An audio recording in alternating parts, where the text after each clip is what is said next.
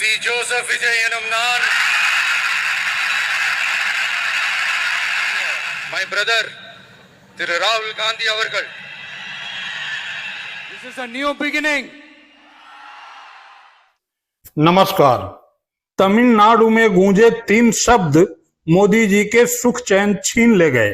तमिलनाडु में विजय के शपथ ग्रहण में गूंजा विजय, राहुल, सोशल जस्टिस, और कर्नाटक में मोदी जी के होश उड़ गए। मोदी जी गए थे तो हरिभजन को, लेकिन ओटन लगे कपास। ये सच है। क्यों? क्योंकि Modi ji art of living के 45वें स्थापना दिवस समारोह के लिए कर्नाटक गए थे। वहां मोदी जी को नवनिर्मित ध्यान मंदिर का उद्घाटन करना था। किए भी, लेकिन मोदी जी ने जो भाषण दिया उसमें न तो लिविंग का आर्ट था और न ही ध्यान की कोई बात। मोदी जी के भाषण में कांग्रेस थी और था विश्वासघात, चाकू, छुरा। वादे करना और फिर पीठ में छुरा भोंकना। छत्तीसगढ़ में वही किया, राजस्थान में वही किया, कर्नाटका में अभी भी वो खेल चल रहा है। अब केरला की बारी है। आप सोच रहे होंगे कि यह कैसे हो गया। कार्यक्रम था आर्ट ऑफ लिविंग का, बात होनी थी ध्यान की, फिर मोदी जी का ध्यान कैसे बंट गया। छुरा, चाकू ध्यान के मंदिर में कैसे आ गया। झाल मूड़ी पर भी बात होती तो कुछ बात समझ में आती। दरअसल मोदी जी जब बोल रहे थे उसी समय तमिलनाडु में विजय राहुल गांधी से मिल रहे थे और मोदी जी का ध्यान वहीं था। लेकिन मोदी जी को ये पता नहीं था कि तमिलनाडु के नवनियुक्त मुख्यमंत्री पहले ही दिन राहुल गांधी को भाई कहकर संबोधित करेंगे। लेकिन हुआ वही। वहां विजय ने राहुल गांधी को भाई बोला और यहाँ अपने मोदी जी के बोल बिगड़ गए। மை பிரதர் திரு ராகுல் காந்தி அவர்கள் ये मैं देख रहा हूं इनकी इकोसिस्टम। तमिलनाडु में प्रक्रिया चल रही थी और इनकी इकोसिस्टम दिल्ली में बैठे बैठे देश को गुमराह करते थे कि देखो 4 तारीख को नतीजे आ गए, 5 हो गई, 6 हो गई, 7 हो गई, 8 हो गई, तमिलनाडु में सरकार नहीं बन रही है। अरे भाई, केरल में तो पूर्ण बहुमत है, वहां तो बना लो। ये इकोसिस्टम केरल के लिए चुप है, नेता नहीं तर्क पा रहे। मोदी जी को सबसे अधिक गुस्सा तब आया जब विजय ने ये कहा कि यह सिर्फ शुरुआत है, अब शुरू होगा असली धर्मनिरपेक्ष और जनता के हक वाला सामाजिक न्याय का दौर। देश बदलने की घड़ी आ चुकी है। This is a new beginning.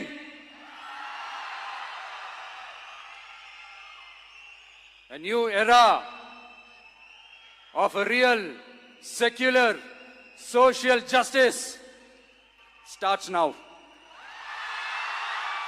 अब बात मोदी जी के बर्दाश्त से बाहर हो गई और मोदी जी ने लिविंग, आर्ट और ध्यान के मंदिर को दिमाग से झटक कर तमिलनाडु पर ध्यान लगा दिया।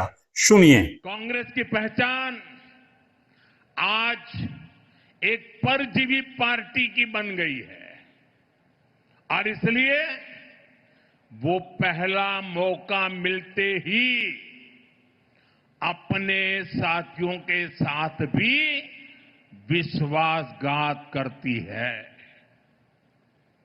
और इसलिए ही कहा जाता है कि कोई ऐसा सगा नहीं जिसे कांग्रेस ने ठगा नहीं। अभी तमिलनाडु में ही देखिए, 25-30 साल से कांग्रेस का डीएमके के साथ घनिष्ठ संबंध था। डीएमके के साथ गठबंधन ने कितनी ही बार कांग्रेस को संकटों से बाहर निकाला और 2014 के पहले 10 साल उनकी जो सरकार थी वो भी डीएमके के कारण टिकी थी। लेकिन क्या हुआ?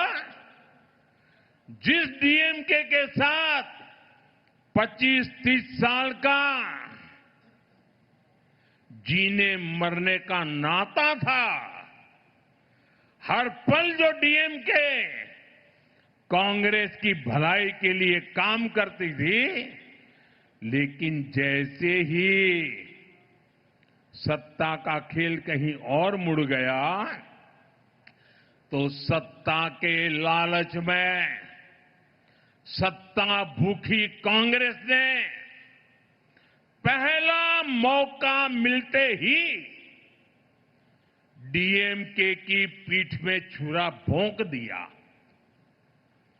परजीवी कांग्रेस को अब एक और पार्टी चाहिए जिसकी पीठ पर सवार होकर वो प्रासंगिक बनी रह सके। ध्यान के मंदिर में मोदी जी का यह गुस्सा यूं ही नहीं है।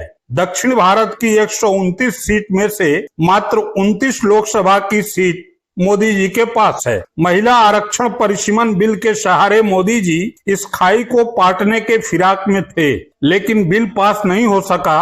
ऊपर से केरल और तमिलनाडु में करारी पराजय। मोदी जी राहुल गांधी और विजय के गठजोड़ को मात्र सियासी और तमिलनाडु तक सीमित मानकर चल रहे थे, लेकिन विजय का राहुल गांधी को भाई कहना और यह कहना कि अब देश बदलने की घड़ी आ चुकी है, मोदी जी के होश उड़ा गई। मोदी जी की समझ में आ गया कि राहुल गांधी के सहारे सियासी तौर पर मजबूत हुई विजय के नाम की यह आंधी पूरे दक्षिण भारत में चलेगी और इसके झोंकों से शेष भारत भी अछूता नहीं रहेगा। सी जोसेफ विजय एनुम नान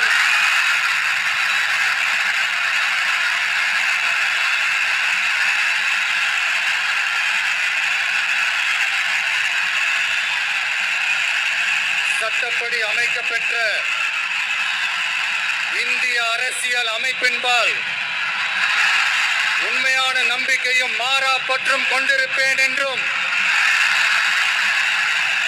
இந்திய நாட்டின் ஒப்பில்லாத முழு முதல் ஆட்சியையும் உரிமையையும் நிலை நிறுத்துவேன் என்றும் தமிழ்நாட்டு அரசின் முதலமைச்சராக உண்மையாகவும் உளச்சான்றின்படியும் என் கடமைகளை நிறைவேற்றுவேன் என்றும்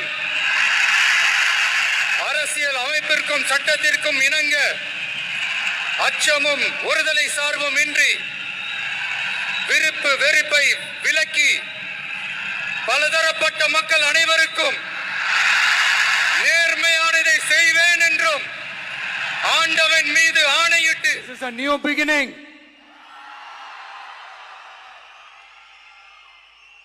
A new era of a real, secular, social justice starts now.